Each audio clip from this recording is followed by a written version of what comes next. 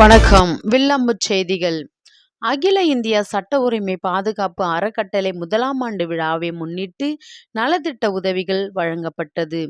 திருவள்ளூர் அருகே செவ்வாய்ப்பேட்டை தனியார் திருமண மண்டபத்தில் அகில இந்திய உரிமை பாதுகாப்பு அறக்கட்டளையின் 1ஆம் ஆண்டு விழாவை முன்னிட்டு ஏழை எளிய மக்களுக்கும் மாற்றுத்திறனாளி நபர்களுக்கு வாழ்வாதாரத்தை மேற்கொள்ளும் வகையில் மளிகை பொருட்கள் மற்றும் தையல் இயந்திரம், காது கேட்கும் இயந்திரம், வாக்கர் போன்ற உபகரணங்களை வழங்கி ஏழை எளிய மக்களையும் மாற்றுத்திறனாளி மக்களையும் மகிழ்வித்தனர்.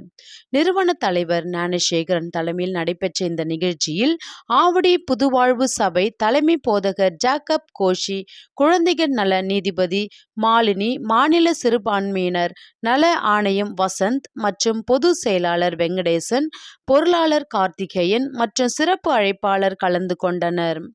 இந்நிகழ்ச்சியின் இறுதியில் அனைவருக்கும் சுவையான அசைவ உணவு வழங்கப்பட்டது.